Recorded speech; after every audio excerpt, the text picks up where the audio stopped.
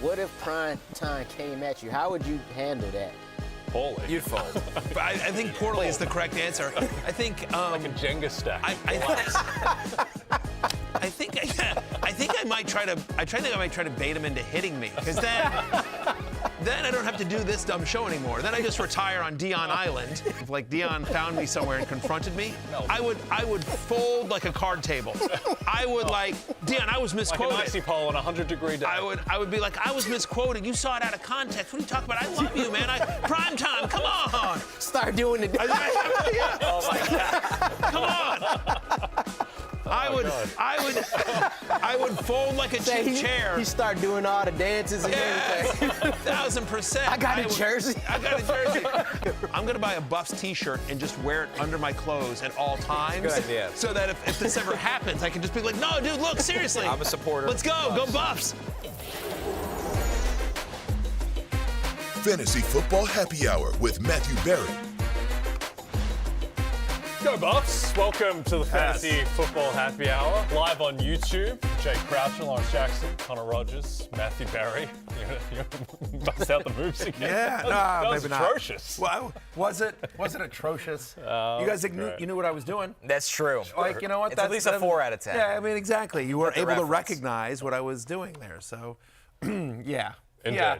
I'm not as smooth as Deion Sanders. No. Pretty much in anything. We are all on Dion Island. Today we're going to get to your Dynasty Superflex rookie rankings, 1 to 50. We're going to look at our best bets for offensive rookie of the year, a market that is out after the draft. But we're going to start off talking about what happened in the draft and an abbreviated love-hate. Yeah, for sure. But first thing I want to do is I want to just take one moment here and tell you know who drinks free today? You know who drinks free? It's Cam Ward. Guy goes from a 0-star prospect to the number 1 overall pick in the draft, and everyone wants to talk about a quarterback that doesn't get drafted. Cam Ward got no love whatsoever on any of the draft broadcasts. I don't understand it as well. All this kid does is compete and win, and so I think the Titans got himself a great one, and I can't believe no one talked about him at all, because it's an unbelievable story for Cam Ward. And he's an exciting player to watch. It's Yes. not even like he's boring. Cam Ward does the impossible. Miami's defense let him down over and over again, and he answered every single time almost this year, it felt like. So I'm with you all the way on that one, Matthew. I can't wait to see Cam Ward lift the Tennessee franchise. Yeah, he's going to be very exciting. I remember watching specifically because I went to Syracuse. I remember watching that Syracuse-Miami game, which was an awesome game back and forth. But every time I thought, okay, we got him, Cam Ward would lead him back, and they couldn't cover Arroyo. Don't get me started. But yeah, it was anyway.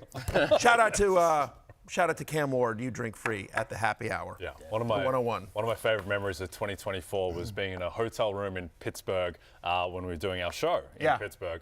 Just live betting Cam Ward against Cal as he came back, and it was one of the great experiences. I just knew he was going to come through. Yeah. He just figured it out, and he solved them from there. All right, let's jump into our abbreviated draft love-hate. Lawrence, let's start with you. Who's your love? Yeah, it's a combination between DeAndre Swift and Caleb Williams. For DeAndre Swift, for fantasy, he's still alive as of today. I do think there's 2 running backs who could possibly ruin that. That's J.K. Dobbins or Nick Chubb if they come in. But you talk about the Bears adding 3 veterans to their interior offensive line. You talk about Caleb Williams obviously getting that as well, but adding Colston Loveland at the tight end position, adding Luther Burden after they drafted Rhamondre last year, 2 receivers that play completely different roles. So this offseason, this draft was all about Caleb Williams. So they're trying to get the most out of him. Obviously, Ben Johnson now coming in. That's a plus for him, too. So I think this Bears offense as a whole is just winners right now in this. First 3 picks of theirs were all on the offensive side of the ball. They brought in Ben Johnson, to your point there, Lawrence. This is after, as you mentioned, drafting Rome Odunze last year. They brought in DJ Moore earlier. They are going to do whatever they can to make Caleb Williams work. We saw that in Carolina as well, and we'll get to that. But, I'm with you. Those are, if Caleb doesn't work this year, it's on Caleb. Yeah, you start to have some questions. Yeah. Caleb Williams, by the way, 40-1 to win MVP. He's probably not going to win MVP, but we said the same about Patrick Mahomes, Lamar Jackson, who were both 40-1. That type of range to win their years could come out of nowhere. He's got a ton of upside naturally. Another guy with a ton of upside, Matthew, is Ashton Jeanty. Yeah, I mean, look, Ashton Jeanty was going to be a superstar and a fantasy rock star wherever he landed, but I think he couldn't have landed in a better position than with the Las Vegas Raiders, right? So, I mean, he's competing with Sincere McCormick, Zamir White, and Raheem Mostert. Competing. I mean, right, exactly. Like, there's no competition? No, all due respect to Mr. McCormick, Mr. White, and Mr. Mostert, no, Ashton Jeanty's going to get as much work as he can handle. He's a true three-down back, obviously, we know it. Chip Kelly's offense, so think about, he's going to a head coach in Pete Carroll who loves to run the ball, loves to set up play action, play good defense, and run the ball, control the clock. And Chip Kelly's offenses, when he has been in the NFL, he's been top 10 in rushing yards 3 of his 4 seasons in the NFL as a head coach. He likes to run. You see my guy Dwayne McFarland there from Fantasy Life.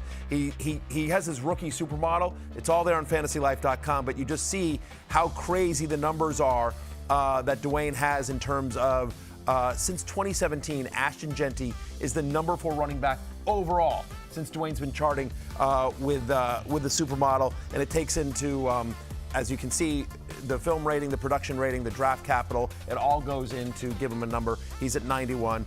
I won't bore you with all the details, all the nerd stuff about it. Just know that Dwayne does the work. He does a great job. And Ashton Jeanty is off the charts. Those are some numbers that tell you what you sort of know when you just watch the kid. He's awesome. And landing in Las Vegas, I think, I don't see how he gets out of a fantasy draft after. I think he's one of the first 4 running backs. I don't think there's going to be a fantasy draft this year where he doesn't go in the first round. I mean, think about it. It's Saquon, Gibbs, Bijan, and then that's when you have the combo. Yeah, right. Yeah. I would take him. I have him at 4. One. I have Bijan over Gibbs, but yeah, those are my 3. It's for me, it's at the moment Saquon, Bijan, Gibbs, Ashton Jeanty. Is he just going to be 20 carries a game immediately? 100%. That's what he's built for. I mean, Right. You're talking about somebody that forced over 150 missed tackles this year. He was the offense. And he's the guy that doesn't matter when they know he's getting the ball. Yep. That's what's amazing about Ashton Jeanty. He is the best balance I've ever seen for a prospect. And it's Pete Carroll. Pete Carroll's like, we're firing you up today, 20 plus. Get ready to go. Brock Bowers can block more better than people think. So now you have this threat of Brock Bowers coming off the line of scrimmage with play action. It helps him. The presence of Jeanty, the space it'll create. This offense is I think this offense is going to be good. I'm excited for it. I think it's going to be fun, exactly, because, again, you think about this, you think about Jacoby Myers, you think about Brock Bowers. They've added some weapons there. They're not going to be able to just – and Geno is fine. Right. And so they're not going to be able to load the box on Jeanty, right? And so I think I'm with you. And I don't think their defense is going to be that great. And then you think about that division they play in. The Raiders' offense is going to be fun this year and be very fantasy relevant. Yep. Okay. My love is a man who doesn't really get talked about that much, despite being, in my opinion, the 6th best quarterback in the NFL. That's Justin Herbert, who had no weapons last year outside of Ladd McConkey. Just a ton of Gus Edwards and Quinton Johnston happening in that offense. And they finally gave him some help. Year 2 of the Harbaugh regime, they take Trey Harris to give him a weapon opposite Ladd McConkey. They drafted Marion Hampton. I think this offense is just going to be a lot more explosive and have a lot more diversity. We saw how it broke down against the Texans in the wild card round, where if it wasn't Ladd McConkey, it was no one. And I think that just year 2 of this regime, the offensive line should be better than it showed in that playoff game. And now they have multiple weapons. And Justin Herbert, despite the 2 playoff failures, he is an elite quarterback. There is only a handful of guys that you would take over him. And yeah, they're probably going to lean more heavily on the run, but at the same time, they're going to have to throw some, often. And Justin Herbert, he can produce big numbers. He threw more down the stretch last year. I mean, they were very run heavy earlier in the season. And a Harbaugh, Greg Roman offense is always going to lean towards the run. But it felt like over the second half of the year, once Herbert got fully healthy and more comfortable in that offense, it felt like they let him throw a little bit more. And I'm with you, adding Trey Harris to McConkey. By the way, right there, 5th round pick, I get it, and I'm a Syracuse homer, but I actually really like Rhamondre Gadsden. I actually thought that was a really nice pick. Stone smart. Yeah, exactly. I think again, it's deep tight end sleeper, but I do think actually if you're in a tight end premium league, you're in a deep league where tight ends are super valuable. I think Gadsden's actually kind of interesting. I agree. He was insanely productive. He gained weight so he could actually play tight end at the NFL level. I think they let Stone Smart walk in free agency, and they look at this guy as, okay, this is our pass-catching replacement at the position. Yep. Everyone focuses on that playoff game against Houston where Herbert was admittedly very bad, but just a couple weeks before that, he went up against the Broncos. The Broncos are the #1 defense in football. He just eviscerated them. Like, they had no answer for Herbert, and that was with having very few weapons. So buying Herbert stock, buying Chargers stock. Trey Harris is what you wanted Quinshon Judkins to be. And I know this is a different regime, which is probably why they took Trey Harris, but you want somebody that plays above the rim, climbs the ladder, quarterback helper. Like we say it all the time, not to pile on Jackson Dart, who did a lot of good things in college. There's a lot of plays from Jackson Dart where, wow, thank God Trey Harris is down there. Right. Because he just caught the ball behind somebody's helmet or over somebody. So he's somebody that just makes life easier on the quarterback. Indeed. Okay, Connor, what's your love? The Lions' run game, right? This isn't flashy. This isn't sexy. They took 2 top-notch guards in Tate Ratledge and Miles Frazier. Tate Ratledge from Georgia, 3-year starter. Miles Frazier, multi-year starter at LSU. That's all they needed for this offense, for this run game to keep humming right now. Jahmyr Gibbs is going to be awesome. David Montgomery's still going to be really, really good.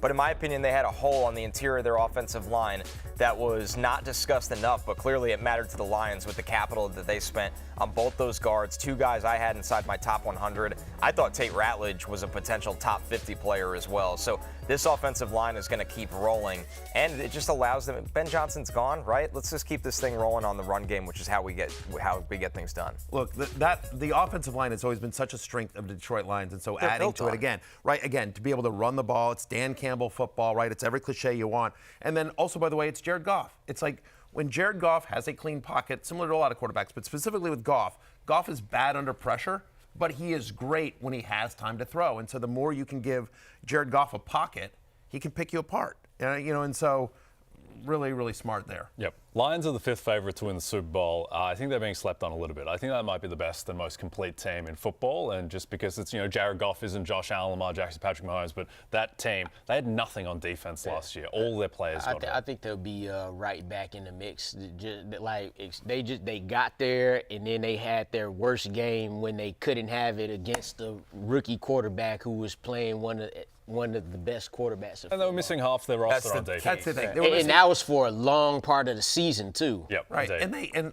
they had a couple of bad turnovers there. And the Jamison Williams throw, that was awful. Yep. But I'm with you. I mean, I think other than the Eagles, they're probably the most complete roster in the NFC. Indeed. Okay. Let's jump to the hate list. Lawrence, what do you got? For me, it's Christian Kirk here, and it's mainly tough night for Christian Kirk. Wow. I mean, look, you see, if you imagine you Christian Kirk, you chilling at home watching the draft, you say like, all right, yeah, that's one receiver. He outside receiver. Then you see them draft a slot and Jalen Noah. You like, oh, damn. Like, that meme where he look up, he playing the video game, and he like, damn. So this is why I would put him on the hate list here, because Jalen Noah is his actual position. And if you're Christian Kirk, right, it's not like you're coming into the Texans because, hey, well, Tank Dell was hurt. You come here to fill that spot. So it's like, all right, cool. But then you have the draft. And so they're gonna let these guys compete with Christian Kirk. So you already got Nico Collins.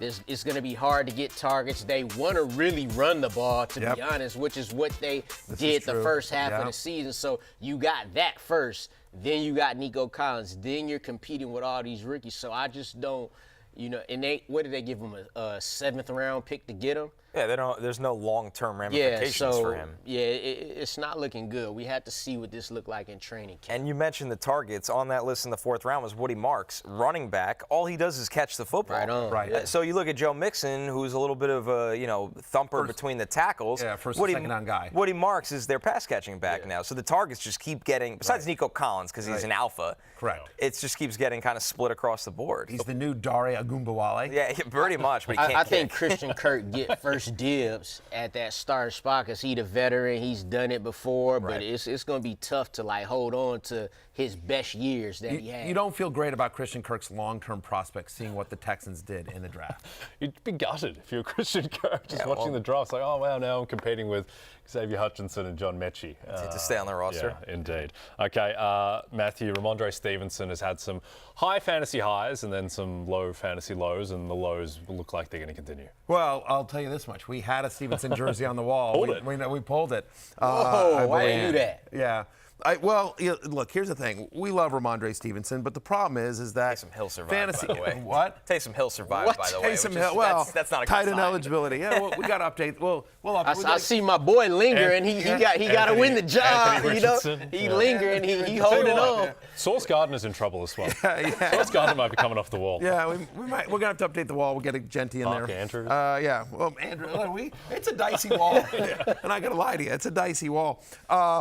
But the problem with Rhamondre Stevenson, right? Last year, among all qualified running backs, he was 40th.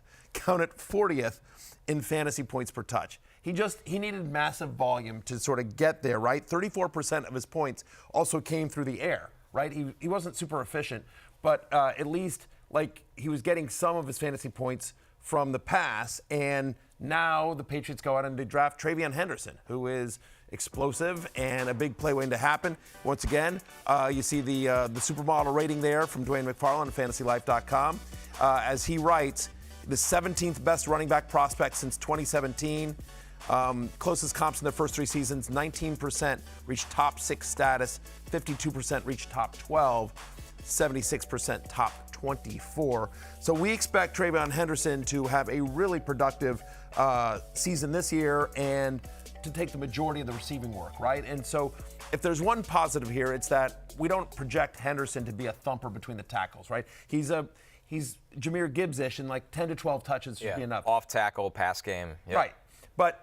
But if he's taking 10 to 12 touches and Rhamondre Stevenson is only, isn't getting the massive volume and isn't getting the receiving work, it's hard to see a path to Rhamondre Stevenson being anything more than kind of a touchdown-dependent, hope for the best flex. Indeed. Hey, listen to me. Bears wide receivers, great football situation, not a great fantasy situation. You'd expand this to pass catchers in general, just because there's too many of them. There's too many good pass catchers for Chicago. DJ Moore, Rhamondre, Luther Burden III, Colson Loveland, Cole Kmet. Like, all these guys are going to eat. I suspect how it's going to shake out is DJ Moore will remain the alpha, but it's an excellent situation for Caleb Williams and DeAndre Swift, to your point, Lawrence, but just a lot of guys here, and I think it's going to be week to week. Some weeks you're going to like Dunze, some weeks you're going to like Burden if he pops, then Loveland, Kmet, just a lot of mouths to feed. I do think Loveland, especially hearing all the quotes afterwards, like, we're going to use this guy. I do think Loveland is going to be, a top 12-ish tight end this year. I think he's going to immediately make an impact, but I'm with you. It feels like a little bit like, the Green Bay Packers situation as well, where it's just a lot of good wide receivers that help out Caleb Williams, but picking them week to week outside of DJ Moore is probably going to be dicey. For me, guys, the concern meter is up a little bit on Brock Purdy. You look at the 49ers draft, right? And, the day before the draft, I read a rumors article that I said they're going to take a pass rusher in the first round because they believe they could develop offensive linemen later. I didn't know they just punt on the position as a whole in the draft, and Connor Colby in the 7th round does not count in terms of getting starting help. If the Niners have any injuries on their offensive line, they're in really, really big trouble. When Brock Purdy is under pressure behind a shaky offensive line, things do not look good. So the Niners, you're not going to be able to run the football on them with this draft. But man, this offense, specifically in the trenches, did not get the help it needs. I am a little worried about Brock Purdy in fantasy this year in terms of actually being asked to put up numbers. I just don't think that's the style of football they're going to play or want to play. Not sure they have a left guard at the moment. But they don't have a swing tackle. Yep. So you look at their tackles. We've seen Trent get hurt. Yeah, he's old. for sure. Yep. Like it's the line of scary hours to me. Yeah. I think this staff has the ability to overcome it better than anyone else in the league. Yeah. But at some point you need bodies. And I don't see the bodies with this group. Indeed. Thanks for looking right at me when you said Trent Williams was old. Yeah. You looked right at me. I get it. I'm oft injured. Just stared at And he's you. 30 years younger than you are, Matthew. I know. All right, let's jump to the Superflex Dynasty not rookie that rankings. It's a stretch. Trent Williams is 30 years old. You're 60 years old. Yeah. Okay, let's Neither take of a those look. neither of those statements are true. All right, let's go. Let's look at our 1 to Just 10. get that in there. I just Let's want look to at get 1 that to in. That's true. Trent Williams is actually 36. Ashton Jeanty leads the Superflex rookie dynasty rankings, as you'd expect, followed by Marion Hampton, Travis Hunter, T-Mac, Tetairoa McMillan, Cam Ward, first quarterback, TreVeyon Henderson, home run hitter, ahead of Quinshon Judkins, Ohio State teammate, Emeka Egbuka, Jackson Dart, and then RJ Harvey, who goes into a great situation in Denver. And we're going to start off here with a little callback to our man Lawrence Jackson, who called the Travis Hunter trade a couple months ago at the Combine. I mean, I'm looking at Travis Hunter and thinking he goes there at 2. The only reason, Jay, I think it's plus 350, which has a little value. Maybe they think the Browns are open for business as well, right? Like, say the Titans take Abdul Carter, Lawrence, and then the Browns are like, hey, we'll take anything to get out of this pick. Then Cam Ward goes number 2 That's overall. what I'm going to. I think the Browns open for business, and I think the Jags are buying. They'll trade up, draft Travis Hunter to help their league worst passing defense because they most definitely need a corner. He could mess with wide receiver 3 on the team. So Jay's favorite coach, Liam Cohen, moves up in the draft and takes Travis Hunter. Impressions. Let's go. Now part of the Jaguar staff. Yeah. Crystal ball. You know, they just letting, young guys run the show over there. Yeah. You and James Gladstone. Yeah. Deep thinker, James Gladstone. Yeah, exactly. But that's a hell of a call. Making the Madden trades off the rip. Uniquely positioned for this. Every press conference is like a Terrence Malick film. I don't know what James Gladstone is talking about. But a great call by you, Lawrence. Yes. That was from the Combine show. That was our February 27th. You made that call. Well, no one had that on the radar. You did. Jags listening. Give us another great call, Lawrence. Get back into the crystal ball. Who will end up being a better pick, Travis Hunter or T-Mac, just purely in terms of wide receiver value? For Dynasty. For Dynasty. Yeah. If we're talking Dynasty, I would say Travis Hunter. You talking this year, I would say Tetairoa, McMillan. But from a Dynasty standpoint, once Travis Hunter gets going and once he finds his actual spot on the offense, he could go and get you 1,000 yards. Doesn't have to be the number 1 receiver on the team. If an offense is good, you'll have 2,000-yard receiver. We know Brian Thomas Jr., he could go do that. But from a Dynasty perspective, I think Travis Hunter's easily the best receiver in this draft class. Tetairoa, McMillan, really good, but I would go with Travis Hunter for the long haul. I would go for Travis Hunter for the long haul and for the season, actually. I mean, I was very encouraged. I think one of the concerns so I did a fantasy draft where you had to draft the players before you knew their landing spot. And Travis Hunter went 5th in that Dynasty draft because it was a super flex with tight end premium. But one of the reasons why is people were concerned, like, is he going to probably play more defense and there'll be a package of plays offensively for him? And yet Liam Cohen came out after the Jags traded up and got him, said, no, the opposite. He's talking to both coordinators. He's going to have packages in both, but he's primarily going to be a wide receiver, and then they'll have a sub package for him. Maybe it's a nickel or something like a nickel. I like him as a free safety. Yeah. I know we haven't talked about that yet. He could really play football like Tyrann Mathieu, the Honey Badger. Like he got that same sort of skill set. So I'm definitely with you there. But either way, it's great for offense. It's great for offense because he's going to play the majority of the snaps on the offense. And then you think about Liam Cohen, who last year in Tampa Bay was 3rd in wide receiver fantasy points. The Buccaneers were 3rd in wide receiver fantasy points last year, and that was with Chris Godwin missing most of the season, Mike Evans being out for a month. And they were doing it with Sterling Shepard and rookie Jalen McMillan, and they were piecing it together out there. And so, they want to move the ball down the field. And I would argue that even though, T-Mac, as he likes to be called, goes to Carolina, I think there's actually more target competition in Carolina than there is in Jacksonville this year. And I would argue Trevor Lawrence is a better quarterback than Bryce Young at this stage of their career. So I think he's going to be in a better offensive system with a better quarterback than T-Mac. And I just think, to your point, like, if you knew he was only going to play wide receiver, he'd have been the number 1 wide receiver on the board, right? Oh, yeah, by far. Right. Yeah. So, I mean, to put like the comps in perspective, and these can get a little out of whack, I thought Travis Hunter played a lot like Ocho Cinco. That slender, twitchy route running, not deep speed and ball skills, where I love T-Mac, but Cortland Sutton, right? Like, come back down to earth a little bit. Travis Hunter, if he just focused on wide receiver, would have been a special wide receiver prospect. But because he plays on both sides of the ball, the pie gets diced up a little bit more. But in Jacksonville, in that offense, that's why I said that back in the comment, because I just thought it made football sense for that particular team. I mentioned their league worst pass defense. They also needed another wide receiver, so I'm like, why don't you get the guy who does both? And I just can't see them watching him at Colorado and how he gets the ball at the line of scrimmage and can just go to the house with it. So, Viewer question from Evan, watching on YouTube. Thank you for the question, Evan. Anyone would you take, Marvin Harrison, Travis Hunter, or Hampton in Dynasty, Matthew? Well, I would prefer. I always, when it's a question like this, assuming there's no special scoring, I always prefer the wide receiver over a running back, just because wide receivers last longer, right? They get hurt less in general. So then it's Marvin Harrison versus Travis Hunter. Boy, that's a tough one. I think I'm still take Marv. I know that's not popular. I know. But I'd still take Marv. I mean, he was special. Yeah, Lawrence and I, it's interesting. Lawrence and I, when we were at the Combine, we went to this party. We met somebody on the offensive staff of the Arizona Cardinals, and we were talking to them, and we asked about Marv. And the quote that came back to us was like, he was really good last year. We'll find out this year if he's great. Yeah. And I mean, and like you just think about everything that you saw at Ohio State prior to coming to the league, that you think that Marvin Harrison Jr. has the chance to be great. And so does Travis Hunter. But because the defense thing, because they'll be there, I think I'd still take Marv. Yeah. But the fact that it's a question, Evan, should tell you that. But I think either one of the wide receivers over the running back. Yeah. You guys agree with that? Think of it like this. Marvin Harrison had, 7, 8 touchdowns. People forget, like, that's good. He only had 850 receiving yards. If he has 200-300 more receiving yards, then it's crazy. We're talking about him completely different, So that's the separator. And again, it's one of those things that's sort of like we go back to like the C.J. Stroud, Bryce Young thing. But I feel like had Malik Neighbors not had the monster year that he did, that maybe the narrative on Marvin Harrison changed a little bit. Because you're right, he had a good year. He just didn't have as good a year as Malik Neighbors, who was amazing. BTJ. And or the BTJ. Giants were so bad, which has to eat into that a little.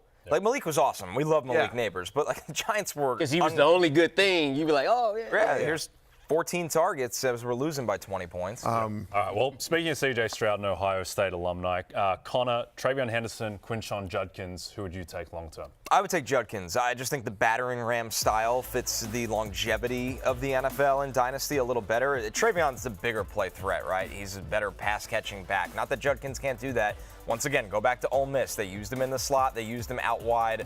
But, man, Judkins is going to be just an absolute pain for NFL defenders to try to tackle.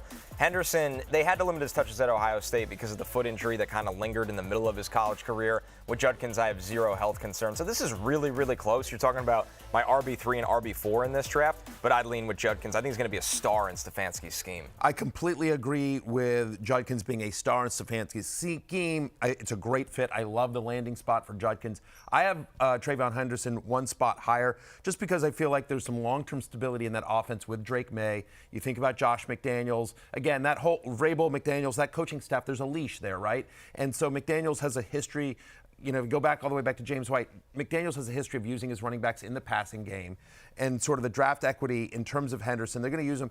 And he's not volume dependent. To your point, like he's a home run hitter. Yeah. He might get 15, 17 touches in a game, but if he only gets 10, there's still a chance he's fantasy productive. Judkins is going to need 20 touches. Now, I think he's going to get it, but I don't feel great about that offense because we don't know who's going to be the quarterback here other than Jerry Jeudy. I mean, we've got Njoku, club said. Like, it's just, there's not a lot of, it's a weird offense now. It's a weird offense. It's definitely... It is really close. Very close. And there's pros and cons. Like you said about the Patriots offense, like there's way more clarity on the Patriots offense than is the Cleveland Browns. Like they're going to need Quinshon Judkins to probably get those 20 touches per game. For TreVeyon Henderson, they'll ease him in a little bit. 10 to 12 touches turn into 14, 15. But that's the thing with TreVeyon Henderson. You don't need much because it's very Jameer Gibbish. Yeah. By the way, on the uncertainty of the Cleveland QB room, Joe Flacco is 12-1 on DraftKings to be the Week 1 starter. Now, my man Joe Flacco, who I love dearly, I think he's going. I think there is a good chance that he is the Week 1 starter because I think it'll be him. That's who they would default to if it was a tie. I think he's. I hate to say that, but I think he is the best quarterback of those guys right now. That I won't go with, but I think. Well, I don't think they're going to start with the rookie. I think Joe Flacco could because he's the veteran. 12-1. Yeah. 12-1. You should bet that because Joe Flacco owes you money. He does. Yes. Yeah. I keep sending Venmo requests to Joe. And, you should bet that. I'll just say this. Connor and I were talking about this off air. The quarterback room, and we'll be talking about this all summer long as well, every talking head, that quarterback room in Cleveland. But, the thing with Shedeur Sanders, he could be the Week 1 starter. He could also not make the team. It's just such a wide range of outcomes. They've got, take Watson out of it for a second, obviously, but, they've got 4 quarterbacks on the team. One they traded for, one they spent a 3rd-round pick on, and one they spent a 5th-round pick on, and then Joe Flacco, comeback player of the year, who led him to a playoff. He's probably the lock. Playoffs, He's right? the one lock. Yeah. No, right. Just don't talk about the game in that set playoffs. No, I understand, but they brought in Flacco knowing exactly what he is, and he understands the offense, and he's probably a good veteran presence in the quarterback room for the younger guys regardless, right? And so then you're like, well, who's? They're not carrying 4 quarterbacks into the season. They're just Absolutely not. So now you're just like, are they going to get rid of Pickett, who they just traded for? Are they getting rid of the 3rd round pick for the 5th round pick? Like, that seems like stupid draft capital. And now you're like, well, are they cutting? Where do the Flacco? reps go? Right. How do you That's have the whole How do you thing have reps about for 4 it. quarterbacks? That's the thing. Camp, you barely have reps for 2. Right. It's hard for a second string. That's why when 3rd stringers get in preseason games, their eyes are really wide. They're like, hey, yeah, I got 4 reps leading up to the game, and now I'm playing the second half of a preseason game. You would think that for Flacco, he knows this offense already as he's recently played in it. I don't think he would need as many reps for it. But if it's the competition thing it could be janky. If it's like a real-ass competition, I expect Shedeur to win. If it's a real competition where everybody get adequate reps somehow, some way, I think he will win it. But because Joe Flacco is the veteran, he's the one I could see starting week 1. Yeah, and he's 12-1 to do that. All right, let's jump to 11 through 20 of the rookie rankings. Kaleb Johnson kicks us off at 11. We have a couple Chicago Bears, Colston Loveland and Luther Burden III, 12 and 13. Then Matthew Golden, Tyler Warren, Jaden Higgins, Jack Bech, Trey Harris, Bhayshul, Tuten, and then Matthew's man, Jalen Milroe, at 20. This is obviously not tight end premium. A lot of dynasty leagues are super flex and tight end premium, which means you get in PPR scoring, you get 1.5 points for tight end receptions, or if it's half point PPR, you get a full point for tight end receptions. These rankings are not based on that. These are based on just normal scoring. Otherwise, obviously, Loveland and Warren would be higher. But this is my 11 through 20 here, and some really interesting names. It's a fun draft this year. Yep. Well, give us one of the names, Matthew. Who's someone that you like to make an immediate impact? I mean, we already talked about Colston Loveland, but I'll mention Kaleb Johnson, right? I mean, this is a great landing spot for him in Pittsburgh. We know what Arthur Smith wants to do. He wants to run the ball, and so Najee Harris out, Kaleb Johnson in, and it's really just like he's going to take the Najee Harris role from last year, right? We still don't know who the quarterback is. I guess it's Mason Rudolph at the moment. Maybe Will Howard. I don't know. I don't know. We don't know who's competition. What a competition. What a competition. Mason Rudolph, Will Howard, and then talk about a quarterback room. Whenever Aaron Rodgers wants to show up. Exactly. I have to believe that's one of the reasons why they didn't draft a quarterback higher, is that they believe Rodgers is going to show up at some point. But regardless, whoever is the quarterback is going to be doing a lot of handing off, because that's what Arthur Smith wants to do. That's Pittsburgh Steelers football. We're going to run the ball. We're going to play good defense. And so we know what Jalen Warren's role is. Kaleb Johnson immediately falls into that. He's going to get 15 touches. He's probably going to get the short yardage work on a run-first team that's going to have a pretty good offensive line. This is a great landing spot for Kaleb Johnson. Did Ryan Tannehill retire? Because he'd be the best quarterback on the Steelers. It feels like the NFL retired him. Unbelievable. He just quietly went off into the... His body kind of was a little breaking down at the end there. Feels like he would have come back. But no, it is surprising with the state of quarterback depth, the lack thereof in the NFL. Indeed. All right, who's someone you like in this range? You know who needs a job? Tommy DeVito. Yes. They make cutlets in Pittsburgh, right? There Come on now. It's a global phenomenon, the cutlets. Yeah, the cutlets. All right, Connor, who's someone you like in this range to make an impact straight away? I mean, I'll go deeper down the list and look at Bhayshul Tuten in this spot. He's somebody to me that just has so much talent in terms of the explosiveness, in terms of the ability to get going outside. And when you look at Jacksonville's backfield, I mean, do we know if Etienne has anything left in the tank that's promising? It hasn't looked good. No. Bigsby is what he is. He's a high floor, between the tackles runner. They need a big play threat in space, and I think that's exactly what Tuten is. So if you want to go really deep, somebody that, say November we're looking at waiver wires and he gets a spot start or he's eating into the carries and hitting a big play, Bhayshul Tuten could do that. Yeah. Okay. For me, I'm going to go with Jack Bech here. When you look at the Raiders wide receiver depth chart, there's Trey Tucker, you got Jacoby Myers. I think there's a possibility that at some point we could be looking at Bech as the best receiver on this team. And Connor, you mentioned their offense probably going to be very good this year. It'll be dependent upon the development of Jack Bech. And I just think he's a all-around receiver, the best all-around receiver on this team, strong receiver, could run the routes. He does literally everything except burn you deep. And we know you don't need that. Puka Nacua came on the scene a couple years ago out the 5th round. I think this could be similar. When you see guys ahead of him that you got, Matthew, like Jaden Higgins, Matthew Golden, Bech is going to have less target competition in those situations. I have them all right there. And in fact, if you were in this, if you're sort of in this range, I wouldn't mind trading down to get Bech and then somebody else to add some picks as well. Connor, you and I have talked about Bech off camera. I know he's one of your favorite guys in this draft. Loved him. I think I had him 40th overall, just to show where he went 18 spots after that. He just catches everything and understands how to work into space, and he's got a big body where he could take hits in the middle of the field. So Bech, to me, I mean, he was one of the more underrated, or it caught up eventually, but he still went to pick 58. And like this Lawrence dude was said, on LSU right. with more receiving yards than Neighbors and BTJ at one point. So he's that kind of talent. No, and it's a great landing spot again because, yes, they have Jakobi Meyers, but honestly, after Brock Bowers, it's a little wide open. You could definitely see him second half of the year overtaking Meyers to be the #1 receiver for Geno Smith. Indeed. All right, let's jump to 21 through 30 of the rookie rankings, headlined by Cam Skattebo at 21. We'll talk about him in a sec. Tyler Shuck, who was somehow the 3rd quarterback drafted. Kyle Williams, Jalen Knoll, T. Ferg, Terrence Ferguson, Jaydon Blue, Harold Fannin Jr., Devin Neal, DJ Giddens, and then Dylan Sampson at 30. Matthew, let's start off with my Nueva York Giants, 22-1 to win the NFC East. How much of a threat to Tyrone Tracy is Cam Skattebo? I think he's a threat. I mean, I have a lot of Tyrone Tracy in Dynasty. I was not happy with this pick because I think Skattebo is good, and I think he can also catch passes. I suspect that they're thinking about, I saw a lot of the easy comps, like sort of thunder and lightning, right? And that, that Skattebo is going to be the guy in the, going between the tackles, and Tracy be more the pass catcher, former wide receiver in college, obviously. But they used Tracy between the tackles last year. Like, towards the end of the year, he was getting all the work. He was their workhorse running back, and now you get a guy in Skattebo that can do everything that Tracy can. They're obviously very different players, and I think you'll see both guys, but like there was a scenario where Tyrone Tracy was kind of the lead running back of the Giants coming to this year, and he's now on a committee, it feels like. The touchdown equity could be gone. That's what stinks. Skattebo's not fast. He doesn't have great bursts, but he's big and can churn through contact. And like you said, Matthew, he can catch the ball. So Tracy now becomes more of this slasher breakaway kind of threat. And Skattebo is a good finisher in short yardage and at the goal line. And speaking of being big, you just said he could run through people. He got good lateral agility too. So it's not like he just some big dude like Mike Allstott just running.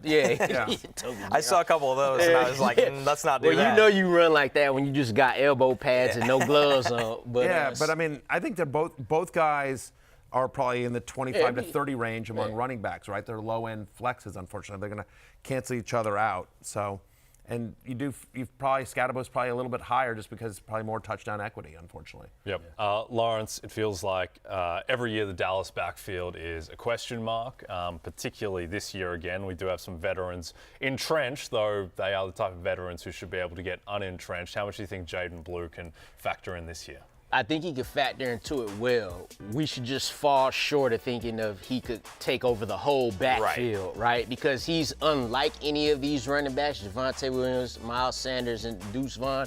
He brings that 4.2, 4.3 speed, real explosive.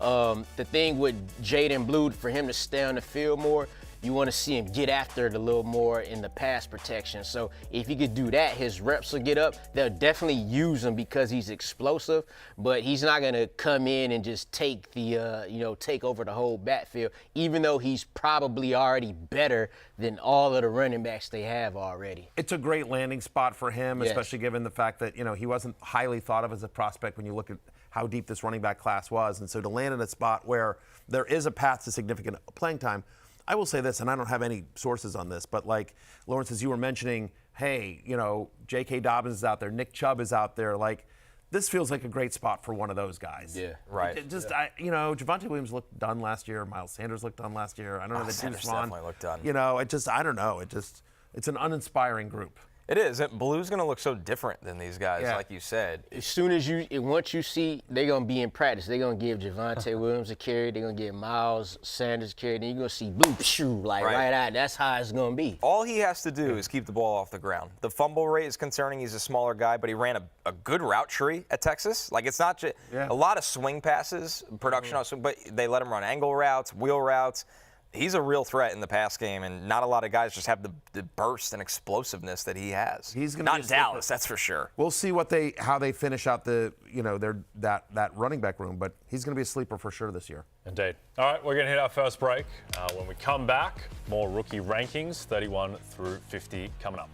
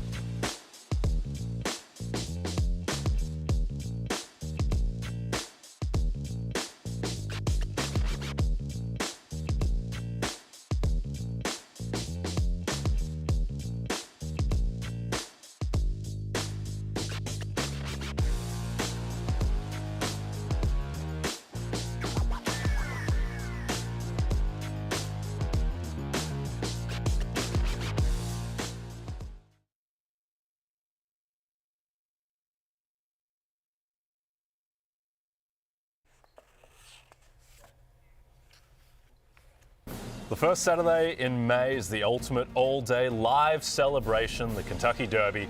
Tune in on NBC and streaming on Peacock, and catch us out at Churchill Downs this Thursday. So we'll be on site for fantasy football happy hour. Connor's going to be wearing a full-blown suit, tuxedo operation. Plus, check out race previews, analysis, betting tips, features, and lifestyle right now at NBCSports.com/Kentucky Derby. All right, and with that, from the horses, we pivot to 31 through 40 of the Dynasty Rookie Superflex rankings. Mason Taylor, Connor's new best friend, number 31. Jarquez Hunter, 32.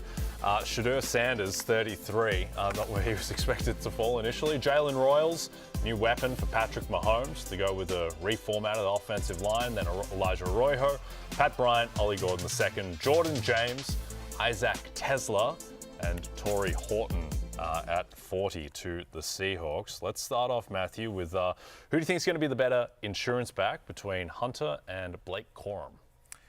I'm going to say, I would love to hear Connor break down these guys, but I'm going to just say Hunter only because it just... He's not Blake Corum? He's not, but Corum couldn't get on the field last year. It is weird that they made this pick after taking Corum last year. Does it mean something? Yeah. Or They just want three just more guys. running back depth. I mean, there are other guys, Ronnie Rivers. Like, they don't have much behind Corum, but I think they it just didn't always feel like do Corum it. could get on the field Right. that much last year. Which, like Shanahan does. Yeah, he like it's like when they first brought Kyron Williams, like, hey, let's hope he's good so we could get Cam Akers up out of here. And then it happened. So it's like, just get running backs. Corum played 11% of the snaps last year, right? He Was a averaged non-factor. 3.6 yards per carry. Like, he was never a thing. Right. I know so many people drafted Corum late in drafts because they're like, oh, Kyron Williams always gets hurt, and we know the starting running back of the Rams is going to be fantasy productive, and he just never did anything. Well, the thing is, too, is that they made a big thing out of it in preseason. It felt like, where it was like, oh my, is this going to be like a 50-50 split between Corum and Kyron Williams? And then just immediately just not involved whatsoever. Remember when they said Kyron Williams starting out as punt returner? We didn't buy that on this show here. I said, come on, man. Like, they trust him. That's what you do with punt returners. And so it was like people started taking Blake Corum in the 7th and 8th round. That is a very important pick in the fantasy draft, and you lost on that. Yep. Now, this is a heavy gap scheme downhill. They have the three of the same-ish guys: Kyron Williams, Blake Corum, Jarquez, Hunter. So I will take Corum. I think it's close, and I think it's something to watch in camp because Hunter could play. He was a really, really good college running back, runs hard between the tackles, but I'd still lean with Corum because he's been there for a year compared to a rookie that has to get up to speed. And if Kyron Williams gets hurt, I think it would still be handed over to Corum. Okay. Christian, but it's not great. You don't. It is. It's weird now. If you have Blake Corum dynasty stock, you don't feel great after seeing them take Hunter. Yep. No, absolutely not. So. Christian McCaffrey is allegedly fully healthy, though that can obviously change on a dime as he inches towards 30 and was dealing with multiple problematic injuries last year. And if he does go down at some point, given Jordan Mason no longer around, how much can Jordan James step into that role? So this one I do defer to the rookie. And I know Garendo had moments last year, but Jordan James is just everything he does is high floor, right? He's got really, really good vision. He runs really, really hard. He's a low-to-the-ground back that's hard to tackle. He's going to go get you the 6 yards that you want out on the field. Where Garendo, it felt a little bit like big play, no play, big play, no play. And I think Shanahan will default to that. Jordan James is underrated. He was a top 15 running back for me in this class. I think they got value on this pick. I mean, shocker. Kyle Shanahan finds he knows what he's doing.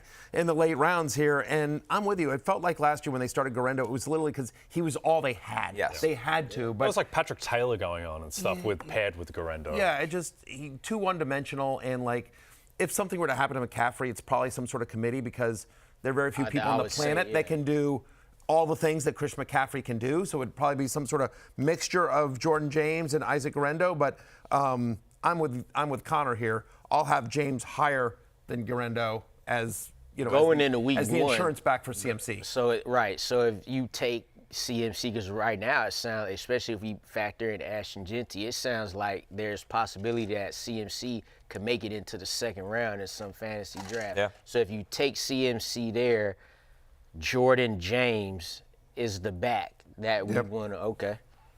Okay. I like it. Yeah, I think CMC is ultimately someone that I will end up with in a lot of drafts. It's interesting. I'm just leaning the opposite, and I think it's just fatigue. Okay.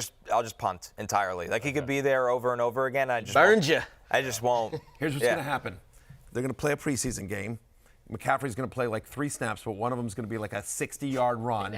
Everyone's Top gonna be like, five! we're back. He's back in. Top of the second round. Yep. Like everyone's down on him now. Best ball drafts, you can get him cheap. I'm telling you, by the time August rolls around, I bet you he's in the first round. I can see it. We're like 15 months removed from Christian McCaffrey finishing 3rd in MVP. That's how good he was 2 years ago. And it's not like he's 33. Right, he's 28. And I don't 28 for a running back. Todd Gurley was done at 26. I'll say this. He missed basically 3 years. Like there's 3 years of like that where he didn't have any tread on the I tire. will say I don't think it'll come. No, I know. I don't think that big play will come in the form of a preseason game because I don't think they'll use him there. It'll be at like practice. There'll be some practice Yeah, he's going to video. get the ball and you'll see him running. He'll be at full speed and that's what's going to do it. Some Niners beat reporter will post the clip and then practice highlights are a hell of a fantasy football drug. That's true. Yep. It really is. Yep. All right, let's close out with 41 through 50, starting with Woody Marks at 41, Brashard Smith, Alec Iomanor, Taj Brooks, Trevor Etienne, Savion Williams, LaQuint Allen, Ty Felton, Jalen Lane, and how do I say this last Kyle Monangai, which is probably the most important name on this list besides Alec Iomanor, because this guy could be Ben Johnson's new David Montgomery. There's nothing in this backfield scares you. Monangai is way better than a 7th-round pick. It's just that he didn't run a fast 40. He's just not. He's a Honda Civic, right? Like it's. But that's what Dave Montgomery is. That's what he is. Exactly. Run through people. 1,000%. Give me 8 yards. Score touchdowns. That's 100%. You think about how Ben Johnson wants to construct this team, right? They help out the offensive line. Like, again, you're not scared of DeAndre Swift. You're not scared of Quinshon Judkins. You wouldn't maybe scare if they bring in J.K. Dobbins. That would make it different. But Monangai, I mean, like, again, like. You're right. I like that. This is why I didn't say his name. Monangai. Sorry, Kyle. Mr. Monangai. Monangai, yes? Monangai, you had it, and then you switched it again. I would just this one's happening with me. Look, just learn it by August. We good, because by that time, he done crept up the depth chart. Yep. Yeah, no, but he's a favorite sleeper of mine as well, because I do think that, you think about the 2 years that Ben Johnson was in Detroit and had Dave Montgomery, over 14 carries a game for Dave Montgomery. Like, they want somebody between the tackles that kind of sort of moves the chain. And just, he was a guy he's a kid out of Rutgers, just didn't have a big national profile. You mentioned it. No. But, like, you're right. He's a Honda Civic, man. He's not going to break down. He's going to get what's blocked. Like, he's hard to tackle, man. I think they got a steal right there a little bit. Like you said, he probably should have been drafted a lot higher. Strong runner, but still got that burst, too. He like a smaller version of Quinshon Judkins, the way that he could get to the second level so quickly, and then he could truck you at 5'8", 210. He's 30 pounds of muscle and a 10-pound sack. Like, that's what he looks like. He's going to run through a lot of NFL defenders. I also think it's worth noting Brashard Smith. I think it's interesting just to mention him, just because he's going to Kansas City. Like, and if you're a running back for Andy Reid on the Chiefs, like Kareem Hunt came off the couch and was fantasy productive down the stretch because Pacheco was hurt and then did not look good when he came back. And Smith is Tyrone Tracy-ish, former college wide receiver. Then when he moved to running back at SMU, it was like, man, he could do a lot of different things in the offense. The Chiefs will like that. Is the shine kind of off Isaiah Pacheco? Because it really felt like he was on his way to a much bigger role, and then obviously he's dealt with injuries. He just didn't look like the same guy, and maybe that's not fair to judge him off that because it was a pretty significant injury and he rushed back. But to be fair, I thought this the only running back they drafted, right? Yeah. I thought the Chiefs would draft the running back much earlier, so that's good for Isaiah Pacheco. Yeah, you figure Pacheco and Hunt, but like I almost feel like Smith could fill the Jerick McKinnon role, if you remember from a couple years ago. That's exactly right. That's what they want to, because they went away from McKinnon and because they were using Pacheco on 3 downs, but like he doesn't have the speed of Smith, and so if you imagine him basically as think about Jerick McKinnon for those 2 years that he was in Kansas City, that's the role that Brashard Smith is likely to fill with the Chiefs. Yep, and we have a lot of history of running backs coming out of nowhere to have roles in Andy Pacheco Reid. was a 7th rounder. Indeed. Yeah. Okay, we're going to hit our last break. When we come back, Offensive Rookie of the Year, our favorite bets in that market.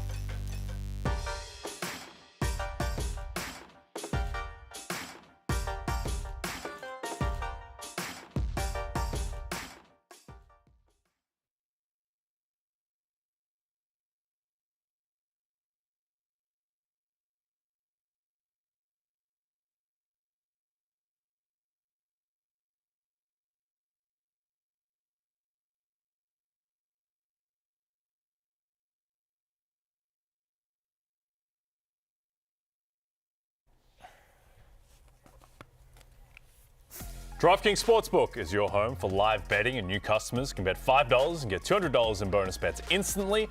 Just download the app and use promo code BERRY when you sign up.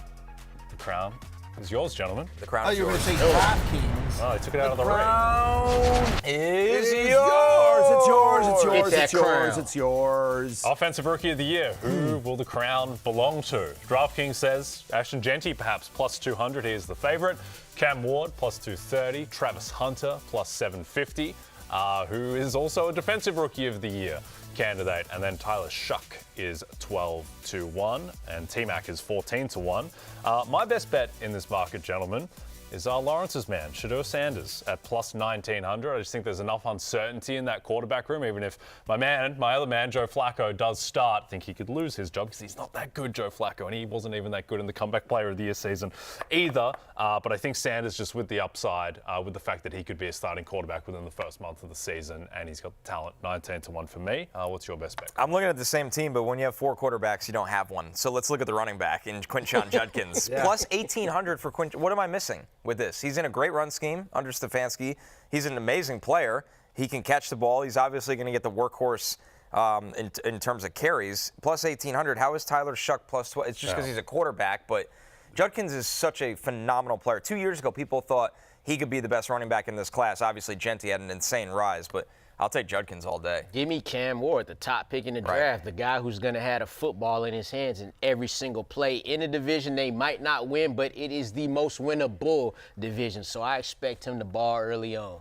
I'm going to take Travis Hunter at plus 750. Look, Hunter's so special. They're going to want to reward him somehow. He's going to play more offense than defense, and so I think if Hunter does what we think he is, listen, they traded so much up to get him.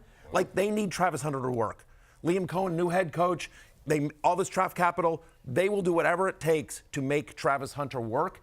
I think the awards will want to reward his two-wayness, and so this is the way that I think they will honor Travis Hunter's season. Give me Travis Hunter at plus 750. What are the odds that Hunter wins Offensive and Defensive Rookie of the Year, Jay? What would you set that line at? I think it's just kind of not possible. I don't think he's going to play enough stats. So I'll say like 200-1, that he can actually play enough to win on both sides of the ball. I think that it's more likely that him playing defense will give him extra credit to win Offensive Rookie of the Year, and that's how that would work. Well, and That's you're sort in of a my field with argument, Abdul Carter. That's a brutal, brutal field to have to conquer that side of it. So. Indeed. It is. And Ashton Jeanty, but we'll see. He's a special player. That much is clear. Listen, that music means you don't have to go home, but you can't stay here. It's closing time. For Lawrence Jackson, Connor Rogers, Jay Croucher, I'm Matthew Berry. We'll see you at the Kentucky Derby on Thursday. Cam Ward, you drink free. Peace out.